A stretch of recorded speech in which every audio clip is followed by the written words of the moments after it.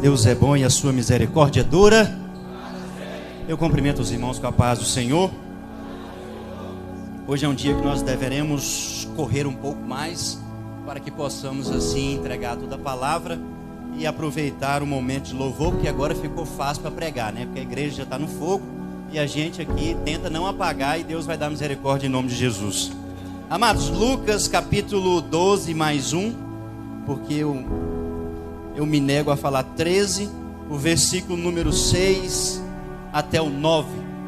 Lucas 12 mais 1, versículo 6, 9. Estava aqui vendo os cantores, também já fiz isso por muito tempo, foram 10 anos. E o pessoal chegava no final do culto e perguntava: vocês são casados? Eu falei: não, sai fora, nós é só irmãos, né? E o povo pergunta, fala: não, nós é só irmãos mesmo, e tá bom demais, já custa aguentar esse caboclo aqui em casa, ainda tem que ir na igreja. Mas parabéns para vocês. A gente sabe que essa é uma jornada bastante tribulosa.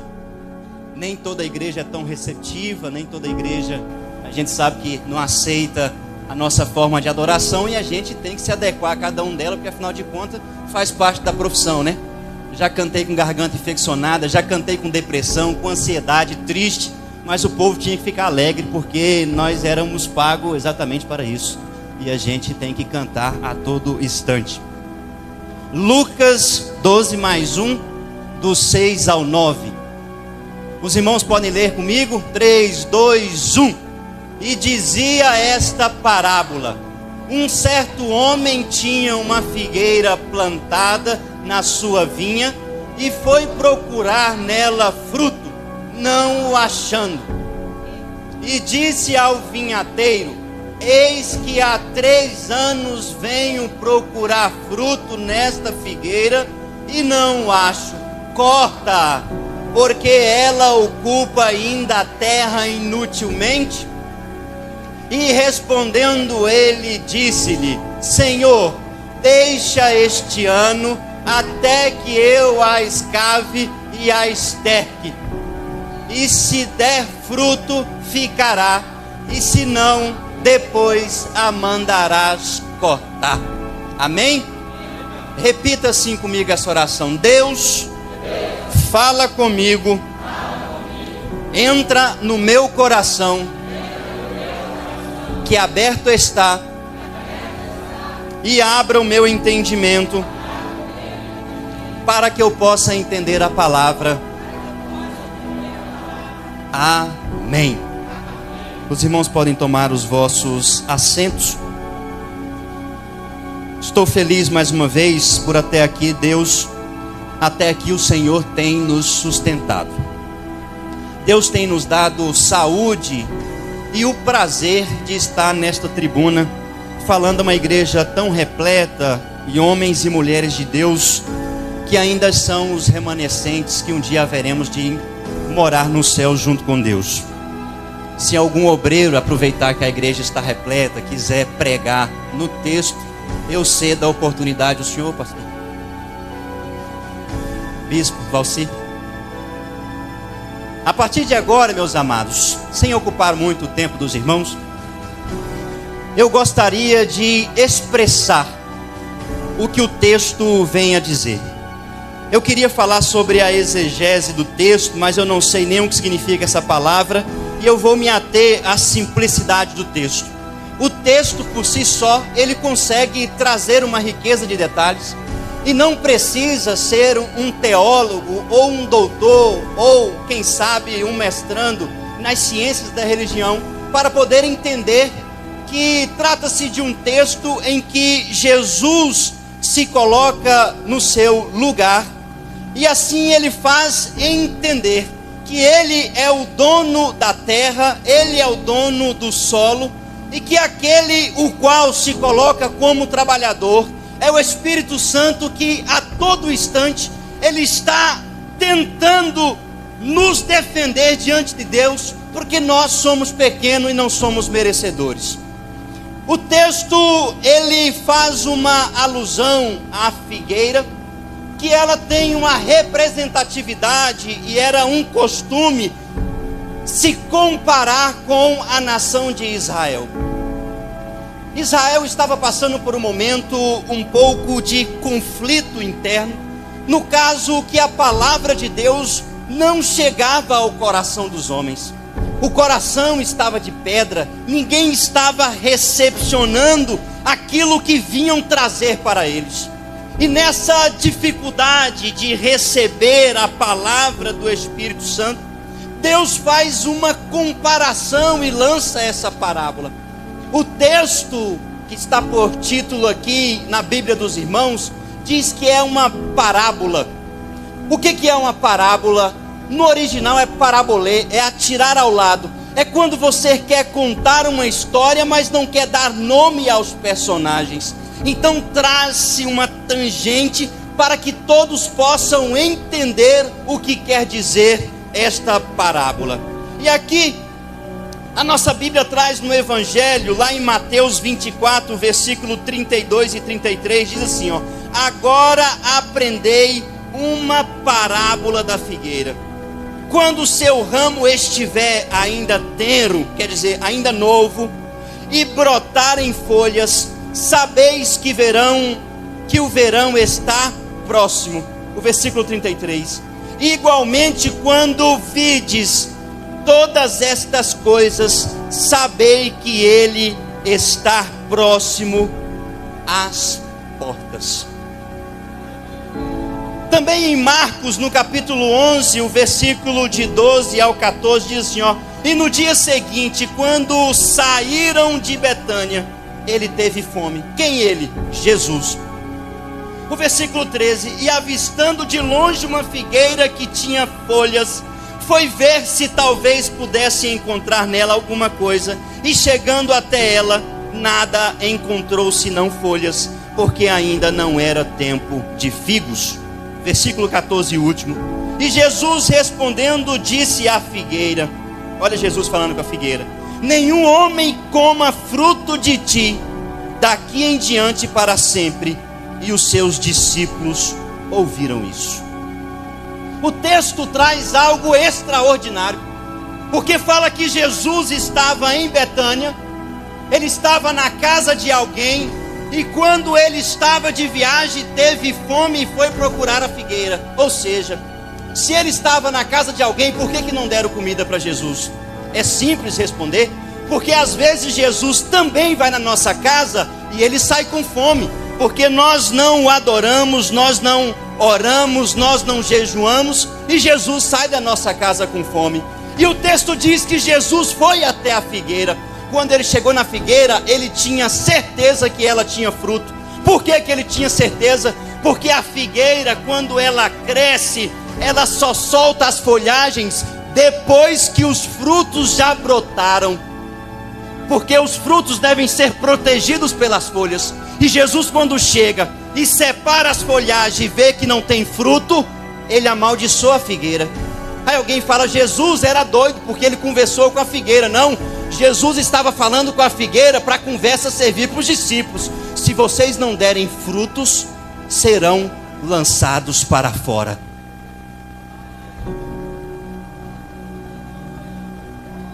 Embora as figueiras demoram mais ou menos de 12 a 18 meses para frutificar, o texto está dizendo que a figueira, ela estava com existência de 3 anos e ainda não havia frutificado.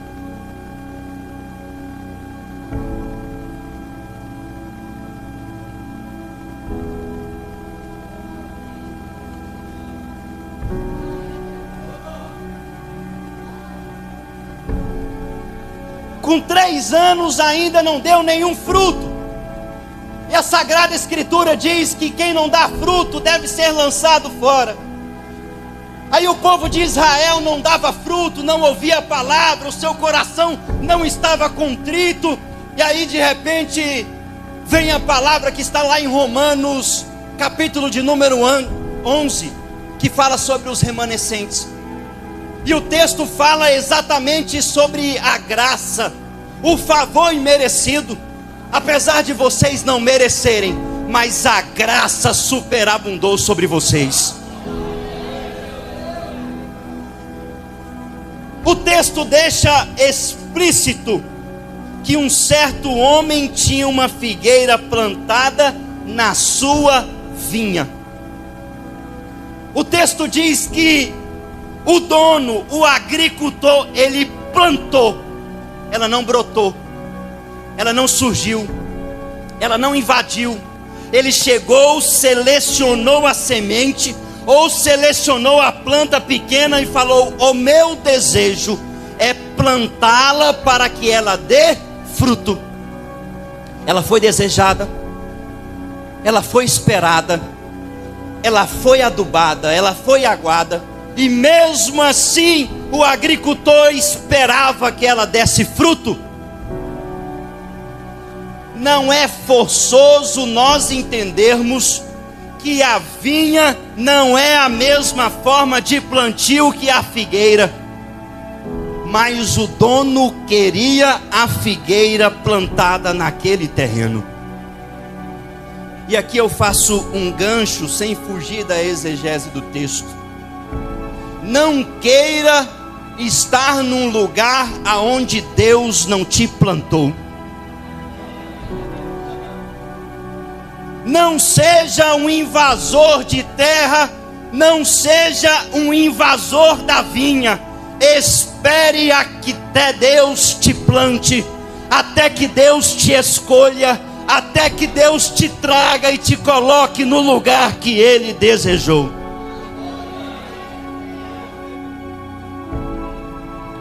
Porque está escrito lá em Mateus 15, 12 mais 1: mas ele respondendo disse: toda planta que meu Pai Celeste não plantou será arrancada. Então no reino dos céus funciona dessa maneira: se foi o Papai Celestial que plantou, permanece. Se foi Deus que selecionou, fica. E se eu pegar o antônimo da palavra que está em Mateus 15, eu posso entender que se Deus não plantar, deve ser retirado.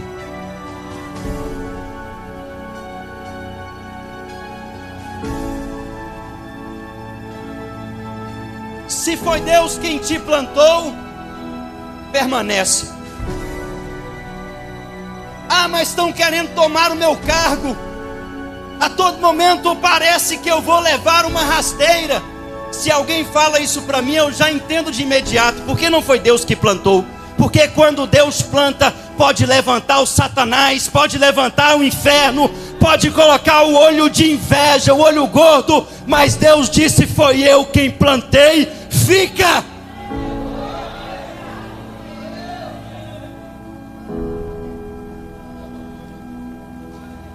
Primeira lição que eu tiro do texto é que se foi Deus quem plantou, se foi exatamente Deus que te plantou, fique tranquilo. Porque lá em Jeremias 1:12 disse: eu velo pela minha palavra para a cumprir. Se Deus mandou falar, Deus cumpre. Se a palavra vem de Deus, Deus cumpre, porque Ele vela pela sua palavra para a cumprir. Passe o tempo, passe o céu, passe a terra, mas a palavra de Deus jamais há de passar. A segunda lição, ela é um pouco perigosa, porque a figueira que está aqui no texto, ela é grande, ela é sondrosa, e ela não nasceu grande, ela foi plantada pequenininha ali. E a minha Bíblia diz que uns plantam, outros regam, outros colhem, mas quem dá o crescimento é Deus. É Deus que faz crescer no seu tempo. Às vezes a gente pensa que para desenvolver no ministério, para desenvolver no reino de Deus, é necessário esperar. Porque às vezes nós ficamos incomodados, nós ficamos tão confortáveis nos nossos lugares, tranquilos, E nós trabalhamos com um versículo que diz: bem-aventurado aquele que espera no Senhor. E a gente costuma esperar. E a gente esquece de conjugar o verbo trabalhar. E o verbo trabalhar está lá em João 5, no versículo de número 17. Mas Jesus lhes respondeu: meu Pai trabalha até agora e eu também trabalho. Quando Jesus esteve aqui na terra, não houve ninguém que trabalhou igual a Jesus, porque Jesus a todo momento nos repreendia. É necessário trabalhar, é necessário frutificar no reino de Deus. Ah, mas eu não recebo a oportunidade, pastor. Mas é claro, no único lugar que sucesso vem antes de trabalho é no dicionário. O resto, irmão, é necessário trabalhar. Mas trabalhar que jeito? Primeiro você precisa ser visto. Depois você precisa ser visto como capacitado para depois você assumir. Você não pode assumir a coisa antes do tempo. Assim como a figueira, que quando Jesus chega para colher os frutos, ela estava sombrosa, ela estava linda, sua folhagem era verde, todos a viam de longe, mas quando olhava por dentro, não tinha fruto. E é tão ruim viver de aparência, porque às vezes você vive de aparência, olha para você e você pode estar bem ultrajado, bem vestido, mas quando entrega o microfone na sua mão, de repente a máscara cai. Porque é necessário o preparo, e o preparo vem pelo trabalho.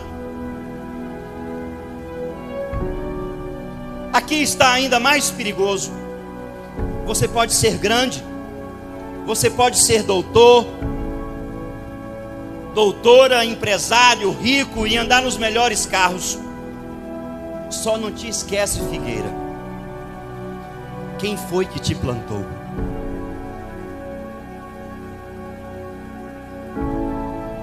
Um dia o Senhor disse a Davi: eu te tirei por detrás das malhadas e te coloquei no trono. Para um bom entendedor, meia palavra basta. Deus estava dizendo: se não andar nos trilhos, eu te voltarei para o pasto. Porque não podemos esquecer de onde Deus tem nos colocado. Um dia eu estava doente em cima da cama e eu descobri que nós não somos nada. Gastei quase 20 mil reais, fui de médico em médico. Ele me olhou e falou: você não tem nada. Eu voltei para casa e disse: eu sou um nada.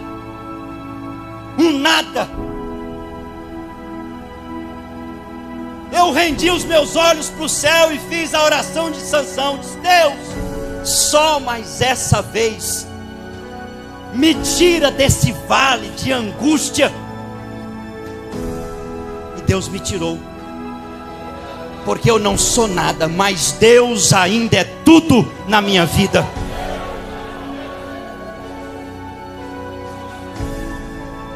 O lugar onde se planta a uva é uma terra boa, tem seiva, tem alimento.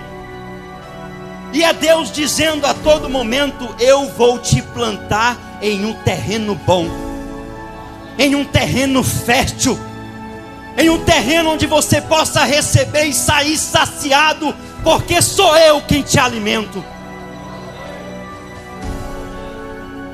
A terceira lição é: se a figueira é mais alta do que a vinha, quando o sol se nasce, o sol pega primeiro onde? Na figueira ou na vinha? Pega na figueira. Porque a vinha, ela é pequena, a figueira, ela é grande. Quando o sol nasce, ele nasce para todos, mas aqueles que estão em cima recebem o sol primeiro. Mas o que muda isso? Muda tudo. Faz toda a diferença. Vem trabalhar um dia aqui no mutirão da igreja, fazendo aqui o banheiro. Você vai perceber que no final do dia, a sua roupa, onde está o seu corpo, onde está tampado pela roupa, vai ficar de uma cor. Aonde não tem roupa, vai ficar de outra cor. Sabe por quê? O sol da justiça, ele deixa marcas. O crente que fica exposto ao sol da justiça, ele é marcado por Deus. E todos, quando olham, sabem, aquele é diferente, porque Deus o marcou. A quarta lição, pois eu não tenho tempo. Convenhamos que se a figueira cresceu mais que a vinha, ela ficou em um lugar de destaque. Porque quem cresce fica na vitrine. E a gente sabe quem está na vitrine. A gente conhece, porque salta aos nossos olhos. Um dia eu fui pregar numa igreja. Um menino recebeu a oportunidade para cantar. Ele cantou. Chamou o conjunto. Ele veio e tocou o saxofone. Depois chamou o outro conjunto. Ele veio e tocou o teclado. Depois vamos ouvir a orquestra. Veio o miserável e tocou a bateria. Eu falei, sangue de Jesus tem poder. Eu falei, esse menino está de todas, né? Aí o varão do lado falou assim, esse daí é usado por Deus. Oh, você percebeu isso sozinho? Porque aqueles que estão sempre em evidência, estão em posição de destaque. É bom, é extraordinário, mas às vezes é perigoso, porque quem está em cima pode estar sempre fazendo sombra para quem está embaixo. Pode ser que alguém chegue aqui amanhã, mais novo do que eu e você na fé, menos tempo de AD Recanto do Bosque, e pode estar maior do que tu no reino dos céus. Porque tempo de casa não faz você ser o melhor.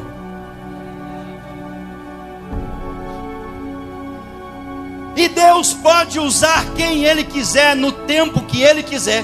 Porque Deus não deve satisfação a você e nem a mim. Porque Deus é eterno e a sua glória não pode ser dividida. Um certo homem reuniu 3 camaradas. Olhou para eles e disse, anjo, vem cá, dá 1 talento para isso aqui. Mas, cala sua boca, eu não estou te vendendo, eu estou te dando. Você vai receber 1 talento. Anjo, vai naquele ali e dá 2 talentos para ele. O anjo foi lá, deu 2, falou assim, e para o próximo você dá 5 talentos. Aí os 3 ficaram olhando para o moço sem entender. E falou, por que você está fazendo isso, já que todos nós somos iguais? Porque o terreno celestial, ele é plano. Não há um mais alto e nem um menor. Aí o moço respondeu dizendo, se eu lhe entreguei 1 talento, é porque você não tem capacidade de ter 2. Virou porque deu 2 e falou assim, se eu te dei 2, significa que você só tem capacidade para carregar 2. Todos são iguais, mas alguns, se receberem um pouco a mais, sacrifica aquele que está te acompanhando. As pessoas são capazes de se degladiarem, de se matarem porque tem uma coisa a mais. Aí você pergunta, mas 1 talento, Bruno, o que significa isso? Naquela época era o equivalente a 6.000 dias de trabalho. Era muita coisa. E o texto diz explicitamente, só receberá conforme a sua capacidade. Se fosse eu distribuindo o talento, porque eu sou falso e nós somos muito bajuladores, nós repartiríamos de forma igual. E hoje vivemos em um tempo que você olha para a pessoa e está podre no pecado, mas nós não podemos falar, toma aqui o seu talento e seja feliz.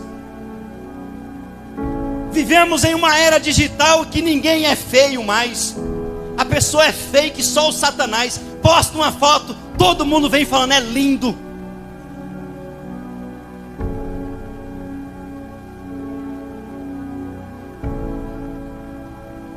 Dentro da igreja, ainda temos que manusear a palavra para não ofender ninguém, porque não podemos falar a verdade. É muita folha e está faltando os frutos.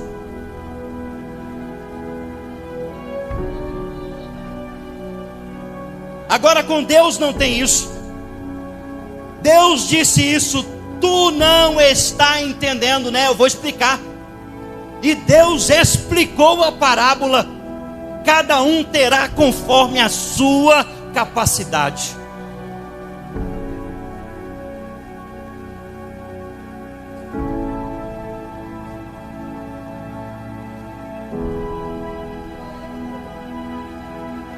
Eu só não posso esquecer o que o texto da parábola dos 10 talentos fala um pouco mais adiante, que diz que nós seremos cobrados conforme nós estamos recebendo.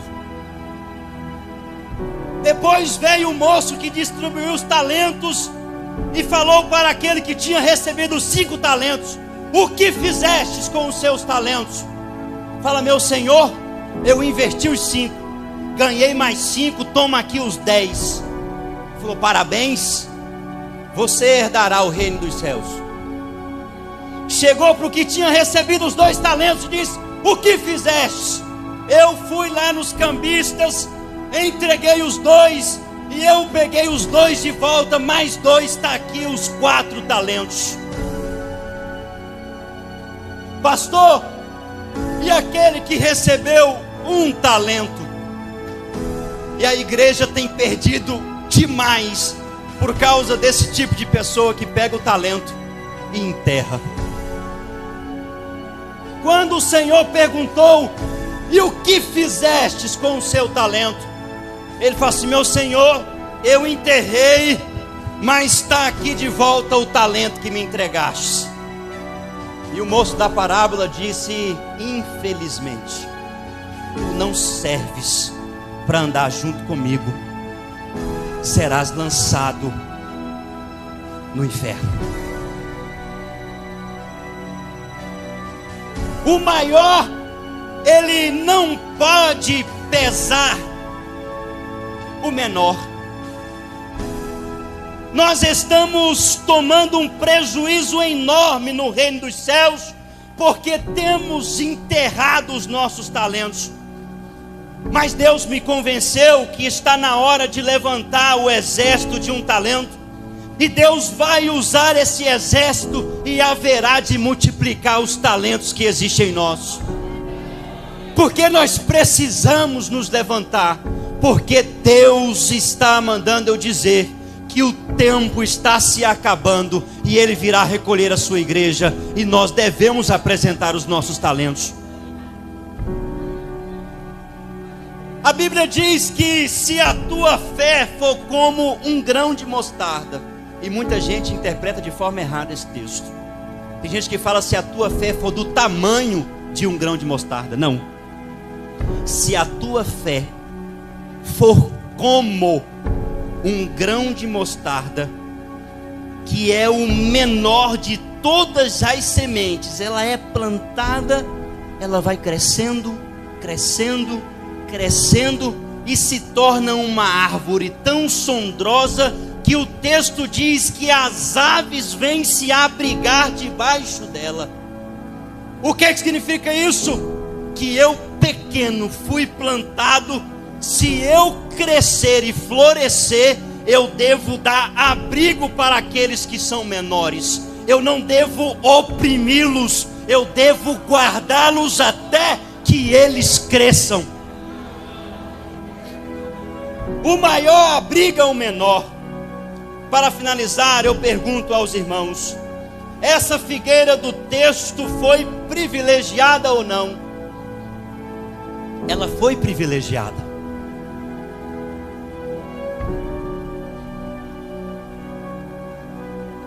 Então aquele que a plantou e a regou que a fez crescer, foi lá colher o fruto, chegou perto dela, olhou de frente, olhou de trás, olhou de lado, olhou para o outro lado e disse: não tem fruto. Foi embora. Tornou a voltar no ano seguinte, olhou de cima a baixo e nada. No terceiro ano ele voltou mais uma vez para colher o fruto e nada. Ele voltou para colher o fruto e nada. Nada vezes nada. Que figueira folgada. Ela foi plantada dentro da vinha. Tem culto, tem vigília, tem escola bíblica dominical, tem ar-condicionado, tem poltrona, tem instrumentos, tem banheiro novo, tem papel higiênico, tem espelho, mas nós escolhemos não frutificar. Tem a bênção derramada todos os dias, entra ano e sai ano e não tem um fruto. Eu não me escandalizo mais, porque eu estou firmado na rocha, que é Cristo. Mas já estamos enojados. Eu peço perdão aos irmãos, é um culto pastoral. Mas eu, infelizmente, preciso compartilhar com os irmãos. Às vezes as pessoas me procuram e falam: Bruno, o que vai acontecer com o reino dos céus? Eu falo: não é problema meu, é de Deus. Porque nós já estamos enojados de ver crente cachaceiro, crente puteiro, crente fumante. E a gente está percebendo e não podemos falar nada.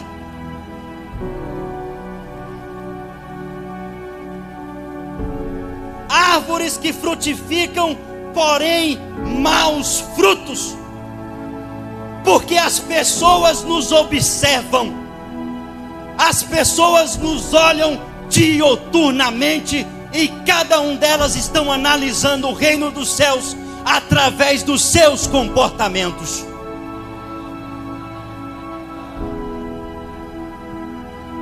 E entenderam totalmente errado o texto bíblico, porque a Bíblia diz no texto que nós lemos que a figueira não foi plantada no bordel, a figueira não foi plantada no prostíbulo, a figueira ela foi plantada na vinha, e na vinha ela tem que frutificar.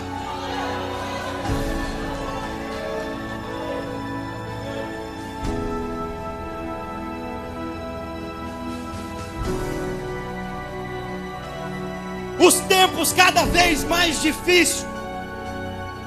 É caro a gente vir para a igreja. É caro a gente comprar roupa, perfume para vir à igreja e fazer o sacrifício de tolo.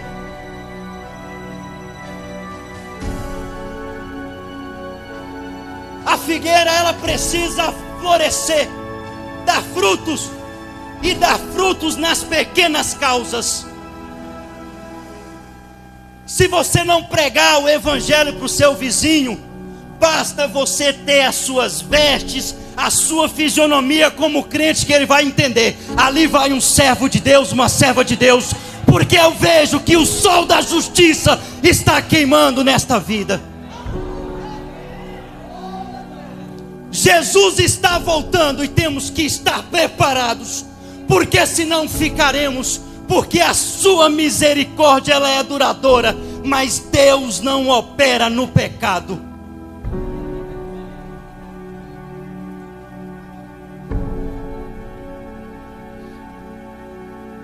figueira ela foi plantada na vinha.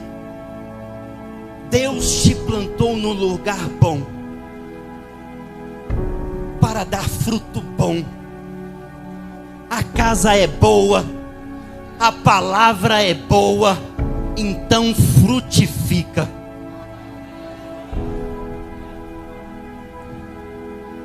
Porque Deus, Ele é bom e a sua misericórdia dura para sempre.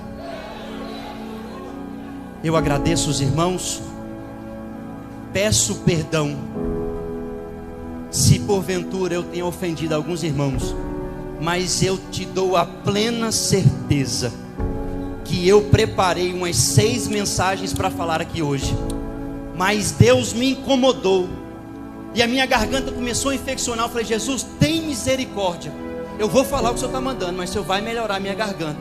E eu tenho uma notícia para dar para os irmãos. Eu estava tomando remédio para a garganta e a minha garganta foi curada imediatamente, porque a palavra de Deus não pode voltar vazia. Deus abençoe os irmãos.